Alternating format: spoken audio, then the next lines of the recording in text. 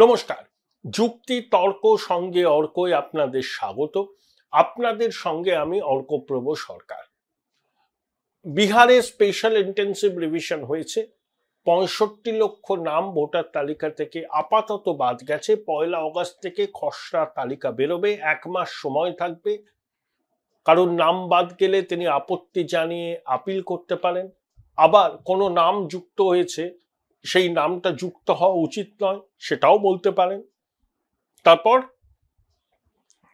১ September পূর্ণাঙ্গ তালিকা প্রকাশ হবে। পশ্চিমবঙ্গে স্পেশাল ইন্টেন্সিভ রিভিশন হবে। তার জন্য বিএলওদের ট্রেনিং দেওয়া হচ্ছে, বিএলওদের ভাতা বাড়ানো হয়েছে। শুধু বিএলও কেন, বিএলএ মানে বুথ লেভেল এজেন্টরাও থাকবেন। মানে রাজনৈতিক দলের এজেন্টরাও বিএলওদের সক্রিয় সহযোগিতা করবেন। এখানে তৃণমূলের সাংগঠনিক শক্তি বেশি, তারা বিএলএ কে নিযুক্ত করতে পারবেন। বিজেপির পক্ষে সব ক্ষেত্রে সম্ভব নয়, বিশেষ করে একদম সংখ্যালঘু অধ্যুষিত অঞ্চলে বিজেপির পক্ষে কিভাবে বুথ লেভেল এজেন্ট ঠিক করা হবে সেটা নিয়ে একটা সমস্যা হবে, সেটা শ্রমিকবাবু এগ্রি করেছেন। কিন্তু কমিশনকে স্বচ্ছতার সাথে কাজ করতে হবে। ৪০৩ জন বিএলওর বিরুদ্ধে এফআইআর হয়েছে বিহারে, ৫৩ জন অ্যারেস্ট হয়েছেন, যারা নির্বাচন কমিশন মনে করছিল যে এই ভোটার তালিকা সংশোধনের কাজে তারা কারচুপি করেছেন। তা পশ্চিমবঙ্গ এরকম হতে পারে। কমিশনকে নির্ভুল ভোটার তালিকা তৈরি করতে হবে এবং ভারতীয় নাগরিকের নামই ভোটার তালিকায় থাকবে। অনুপ্রবেশকারী বাংলাদেশি রোহিঙ্গাদের কোনো স্থান নেই। ভারতবর্ষ ধর্মশালা নয়।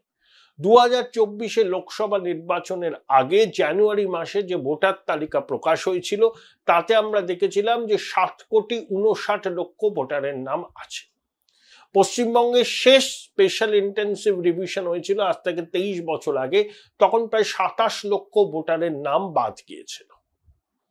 এখন প্রশ্ন হচ্ছে, এই ৭,৫৯,০০,০০০ ২০২৪ লোকসভা নির্বাচনের আগের প্রকাশিত ভোটার তালিকা অনুযায়ী পশ্চিমবঙ্গের ভোটার। বিজেপি বলছে বিহারে ৬৫ লক্ষ নাম তালিকা থেকে বাদ গেছে, পশ্চিমবঙ্গে সেটা ১ কোটি ছুঁতে পারে। কারণ বিজেপি বলছে, তারা উদাহরণ দিয়ে দেখাচ্ছে, বিভিন্ন সীমান্তবর্তী এলাকার বিধানসভা কেন্দ্রে ভোটারদের সংখ্যা বৃদ্ধি অস্বাভাবিক হারে বেড়েছে এবং তাদের নাম তালিকায় তোলা হয়েছে। ভারতের জাতীয় গড় যেখানে ৭%, সেখানে পশ্চিমবঙ্গের অনেক বিধানসভা কেন্দ্রে ভোটার তালিকায় নাম তোলার শতাংশ জাতীয় গড়ের থেকে কয়েক যোজন বেশি। আবার ডোমিসাইল সার্টিফিকেট দেওয়া হচ্ছে। শুভেন্দুবাবু বলেছেন ২৫শে জুলাইয়ের পরে কোনো ডোমিসাইল সার্টিফিকেট যদি এসডিও ডিএমরা ইস্যু করে, সেটাকে যেন নির্বাচন কমিশন মান্যতা না দেয়। শুভেন্দুবাবুদের অভিযোগ, যেমন কলকাতার অদূরে ধরুন রাজারহাট নিউ টাউন, অস্বাভাবিক হারে ভোটার বেড়েছে। সোনারপুর উত্তর না দক্ষিণ, সেখানেও অস্বাভাবিক হারে ভোটার বেড়েছে। নদিয়া, মুর্শিদাবাদ, কুচবিহার, আলিপুরদুয়ার, মালদা সীমান্তবর্তী অঞ্চলে অনেক বিধানসভা কেন্দ্র আছে যার অধিকাংশই সংখ্যালঘু অধ্যুষিত। সেখানে রাতারাতি ভোটার তালিকায় অনেক নাম উঠে গেছে। তা এগুলো তো বিচার করতে হবে, হঠাৎ করে বাড়লো কেন? জনবিন্যাস বদলে যাচ্ছে, ডেমোগ্রাফিক চেঞ্জ হচ্ছে। এ তো আমাদের জাতীয় নিরাপত্তার পক্ষে বিপজ্জনক। বিশেষ করে একটা সীমান্তবর্তী রাজ্য যেখানে হোস্টাইল বাংলাদেশ, যেখানে হিন্দু নিধন প্রতিদিন হচ্ছে, অনুপ্রবেশ চলছে। এই অনুপ্রবেশকারীদের বিরুদ্ধে মুখ্যমন্ত্রী সংসদে সরব হয়েছিলেন, কাগজ ছুঁড়েছিলেন। এখন তিনি ক্ষমতায়, এখন তার দলের লোকেরাই অবৈধ বাংলাদেশিদের পরিচয়পত্র বানিয়ে দিচ্ছে, ভোটার তালিকায় তারা নাম তুলতে পারছে, এই অভিযোগ উঠেছে। বিএনপির এক নেতা, তার নাম উঠেছে এখানকার ভোটার তালিকায়। কাকদ্বীপের একটি ছেলে, সে এখানকারও ভোটার, বাংলাদেশেরও ভোটার। জুলাই আগস্ট গণ অভ্যুত্থানে সে বাংলাদেশে পার্টিসিপেট করেছিল, আবার কাকদ্বীপেরও ভোটার। এরকম কত আছে, কত আছে।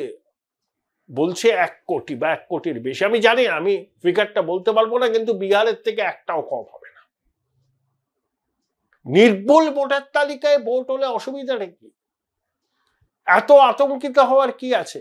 এত কিছু করেছেন, বাংলা যা ভাবে ভারতটা পরে ভাবে, আপনি বাংলার অভিভাবিকা, বাংলা জগৎ সভায় শ্রেষ্ঠ আসন লবে, আপনি নির্বাচিত মুখ্যমন্ত্রী, তা নির্ভুল ভোটার তালিকাকে সামনে রেখে নির্বাচন হোক, তাহলে তো বোঝা যাবে কে কোন অবস্থানে আছে, এবং সেই নির্বাচন অবাধ, সুষ্ঠু, নিরপেক্ষ, রক্তপাতহীন, এবং নির্বাচন কমিশনকে এনশিওর করতেই হবে।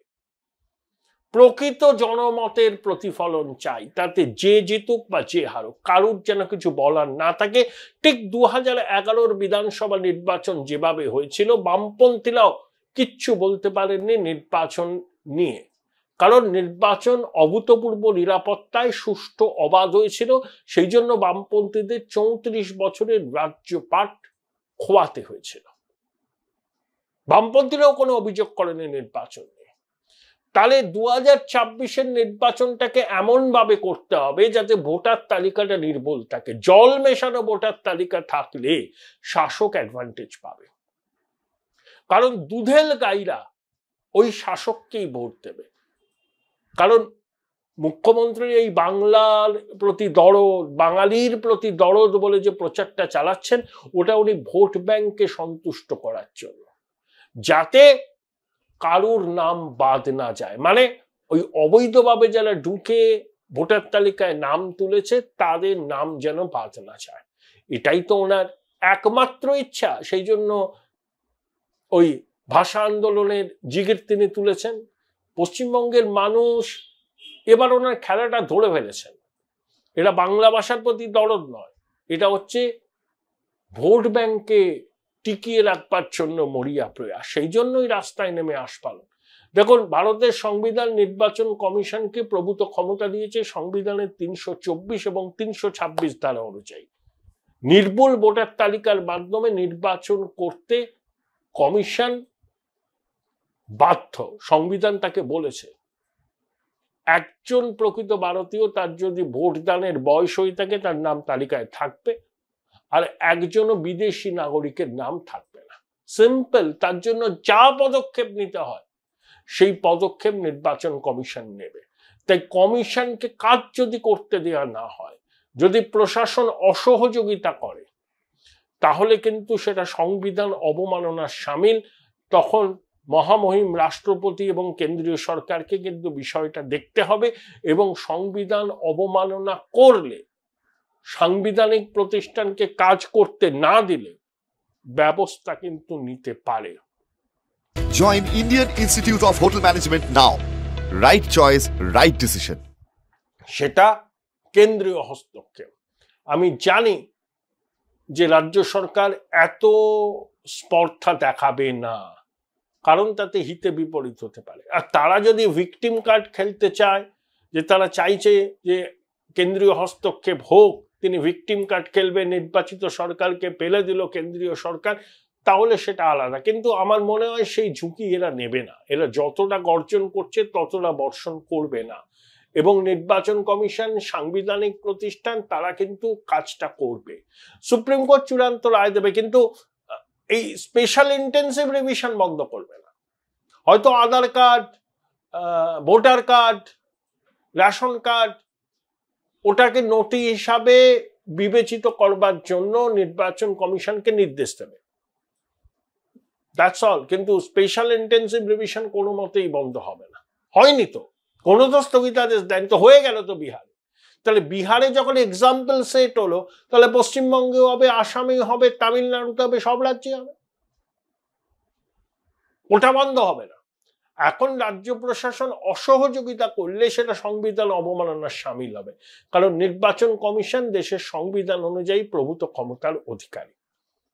এখন যে প্রশ্নটা হচ্ছে যে কত ভুয়ো ভোটার আছে তালিকায়, এক এক রকম ফিগার পাওয়া যাচ্ছে, কোনোটাই তো ওভাবে যাচাই করা এখনো পর্যন্ত হয়নি, এটা কমিশনকে করতে হবে। কিন্তু বিহারের থেকে একটা ভোটারও কম হবে না যে তালিকা থেকে বাদ গেছে। ওখানে 65 লাখ গেছে, ধরুন পশ্চিমবঙ্গে 65 লাখই হবে, তাহলে বেশি হবে, কম হবে না। কারণ যেভাবে বিভিন্ন বিধানসভা কেন্দ্রে অস্বাভাবিক হারে ভোটারদের সংখ্যা বৃদ্ধি পেয়েছে, এ তো বোঝাই যাচ্ছে ডাল মে কুচ কালা है। কোথাও 60%, কোথাও 50%, মানে 2009 থেকে 2024 15 বছরে একটা বিধানসভা কেন্দ্রে ভোটার 54%, 60% বাড়তে পারে? কোন অঙ্কেই এটা স্বাভাবিক নয়, এটা একদমই অস্বাভাবিক।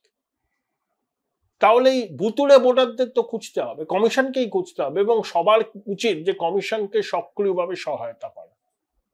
11খানা নথি দিতে হবে, দেখে নেবেন ওয়েবসাইটে কি কি নথি, বেশিরভাগের কাছেই আছে। ধরুন আধার আর রেশন কার্ডকে মান্যতা দিল, কমিশন তো চেক করবে এই রেশন কার্ডটা ভুয়ো না সঠিক রেশন কার্ড, এই আধার কার্ডটা সব নিয়ম মেনে পাওয়া হয়েছে নাকি বেআইনি ভাবে পাওয়া হয়েছে। আমি ধরে নিলাম আধার কার্ড, রেশন কার্ড, সচিত্র ভোটার পরিচয় পত্র, এগুলোকে মান্যতা দিতে হবে। দেখুন, সচিত্র ভোটার পরিচয়পত্র নির্বাচন কমিশন ইস্যু করেছিল, সেই পরিচয়পত্র ব্যবহার করে ভোট দিয়েছিলেন, একবার দিয়েছিলেন, দুবার দিয়েছিলেন, কিন্তু তার মানে এই নয় সেই সচিত্র পরিচয়পত্রকে ব্যবহার করে তিনি আজীবন ভোট দেবেন। সেই সচিত্র পরিচয়পত্রকেও প্রশ্ন চিহ্নের মুখে ফেলা যায়, এটাই নির্বাচন কমিশন হলফনামায় বলেছে। এখন দেখা যাক, কিন্তু ওই স্পেশাল ইন্টেন্সিভ রিভিশন হবে, অগাস্টে হবে।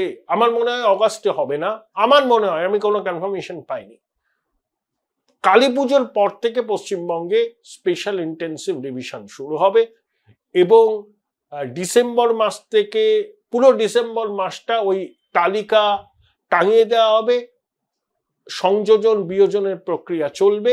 জানুয়ারি মাসে পূর্ণাঙ্গ সঠিক ভোটার তালিকা কমিশন প্রকাশ করবে, এবং সেই তালিকায় যাদের নাম থাকবে তারাই কিন্তু 26-এর বিধানসভা নির্বাচনে ভোট দিতে পারবেন।